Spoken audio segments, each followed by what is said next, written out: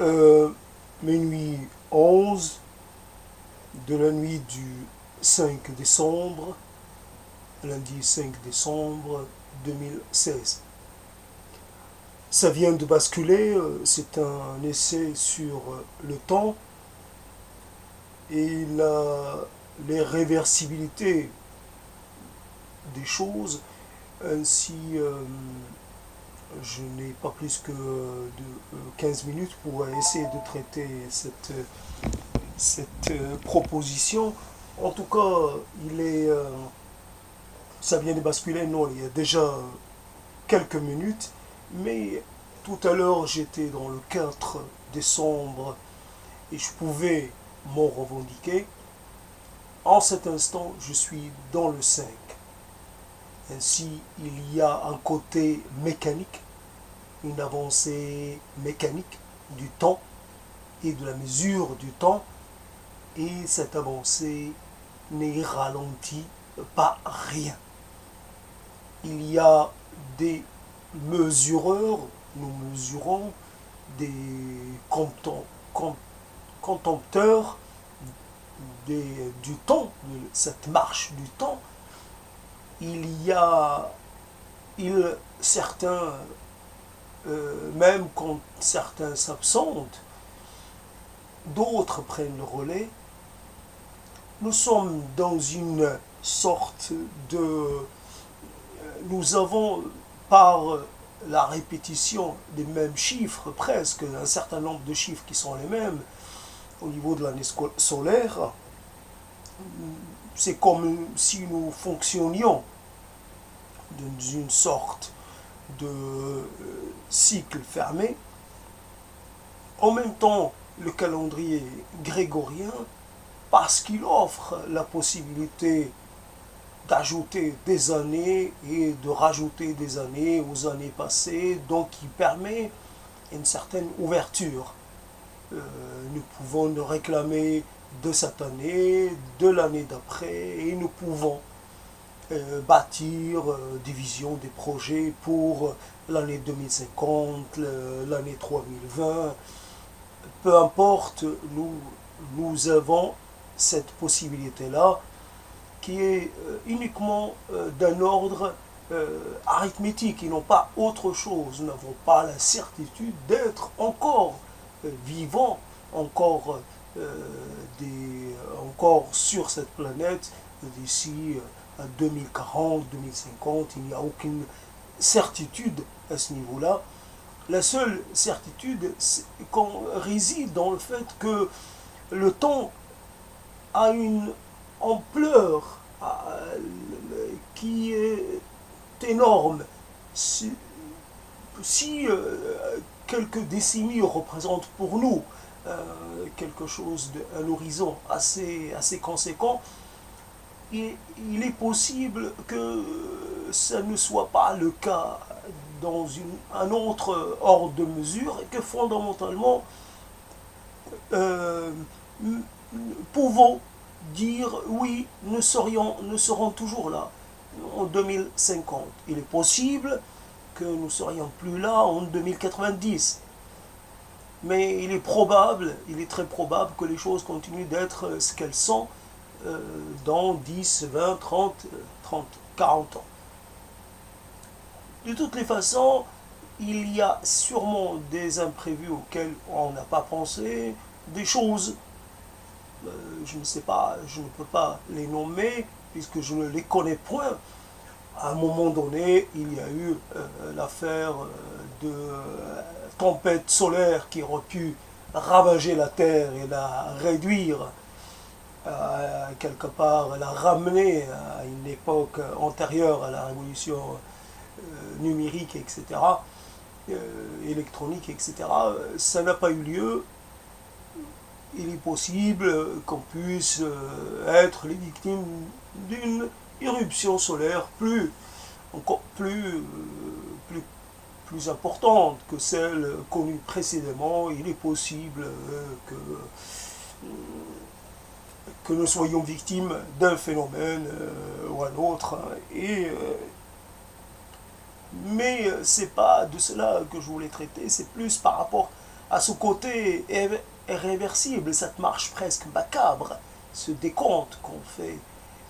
Il y a des gens pour lesquels le 5 décembre ne représentera rien de spécial, n'aura aucune qualité particulière, n'acquérera pas de statut particulier, et pour d'autres, le 5 décembre 2016 sera une année marquante, une année une année, j'allais dire clivante, non, mais une année qui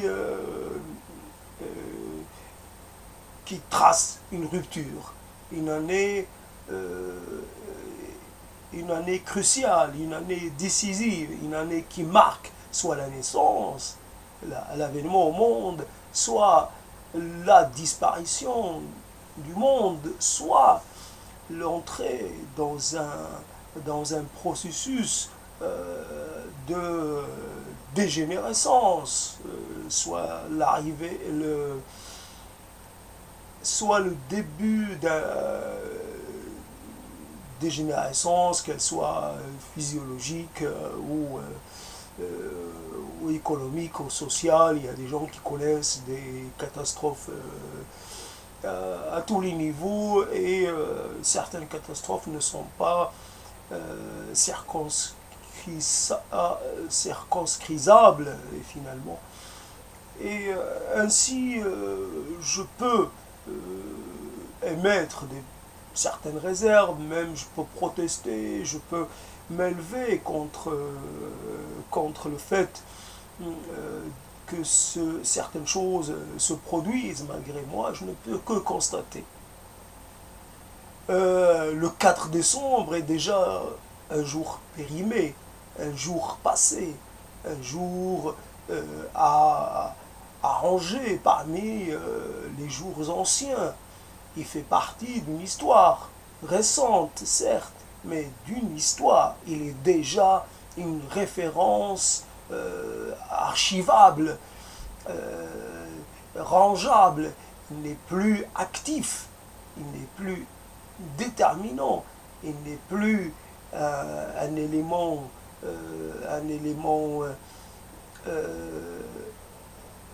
de créateur de dynamique. Il est créateur de passé et de passif, etc.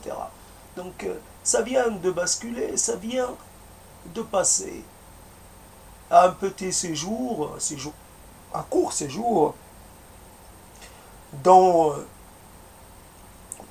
cette référence qui est le 5 décembre 2016. Et a priori, il n'y aura pas de problème, il n'y aura pas d'opposition. Ils passeront au 6 décembre. Ainsi, il est possible pour moi de parler de 6 décembre, 7 décembre, 8 décembre, 9 décembre, toujours dans l'année 2016. Il est possible que je connaisse un événement terrible le 7 décembre. Il est possible que je sois terrassé par cet événement. Je n'ai pas la certitude à ce niveau-là. Je ne peux que émettre des conjectures et je ne peux rien avoir de sûr. La certitude à ce niveau-là est juste une façon d'essayer d'atténuer les effets du changement, et surtout du changement qui est le changement qui crée des frontières, qui crée des séparations, le changement marquant par son ampleur, par son côté global, par son côté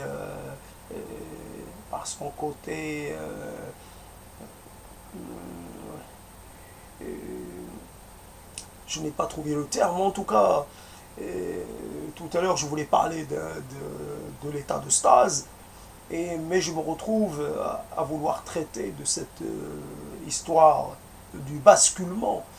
Voilà, le mot basculement, le mot passage. le mot qui,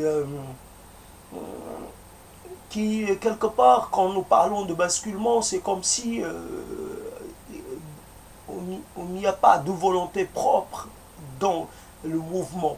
Le mouvement se produit comme si on était des êtres euh, projetés dans une dimension, sans qu'ils aient été consultés sur ce qui leur arrive. On bascule. Coréam, on bascule. Quoi qu'on, quoi que quel puisse être notre désir je sais pas, je peux pas dire je voudrais reporter le passage du 4 au 5, je voudrais le reporter d'une petite minute, je ne suis pas encore prêt, je ne peux pas, je n'ai pas le choix d'arrêter cette mesure du temps, malgré son côté arbitraire, je le sais, c'est un arbitraire, c'est une convention. Nous avons besoin d'avoir des conventions. Il y a des moments, il y a des lieux où ils ne sont pas encore passés au 5, il y a des lieux sur Terre où ils sont bien avancés dans le 5. C'est une convention, mais nous parlons en termes généraux parce que nous appartenons à un faisceau horaire, parce que aussi c'est comme ça qu'on a un rapport au temps, que mesure le temps. Nous avons des tas de théories, des tas de une science qui est là pour déterminer ce que c'est que le temps. L'humanité a toujours cherché à maîtriser le temps, les calendriers, les agricoles et autres, les observatoires, l'astronomie, et choses dans ce genre, tout, tout un savoir qui essaie de en fait donner, permettre une compréhension du temps. Parce que nous ne pouvons pas approcher le temps de façon globale, il nous faut le fragmenter. Nous avons aussi cette science empirique qui est à la portée de nous tous, d'observer des changements de notre vision, de voir notre environnement changer, que ce soit au niveau du végétal, soit au niveau de l'animal, nous changeons. Et certains changements prennent du temps pour apparaître, pour être observables, n'empêche que nous percevons une transformation de l'état de la matière. Et cette transformation, nous l'expliquons par le passage du temps, aussi par un certain programme écrit, par un programme biologique qui veut qu'il y a une progression. Voilà encore un problème avec un terme qui parle de progression. Il y a une difficulté à parler de progression parce que cela veut dire qu'il y a l'inverse de la progression, qu'il peut y avoir une régression. Nous devons toujours être en progrès de peur de tomber en régression. Ainsi, cette séparation, c'est un peu facile comme repère. Peut-être que nous progressons pas autant que nous le pensons, que ce qui est pour nous un progrès est juste comme parler de l'interglaciaire, c'est comme une phase entre deux phases et que nous allons changer. Est-ce quand nous changerons, comment allons-nous appeler cela? Est-ce que le terme de progression et régression seront encore pertinents, opératoires, Est-ce qu'il faudrait parler d'une adaptation si nous devons régresser, par exemple, acquérir une toison, est-ce que cette toison voudrait dire que c'est une bonne adaptation et que cela est un progrès par rapport à des conditions devenues hostiles.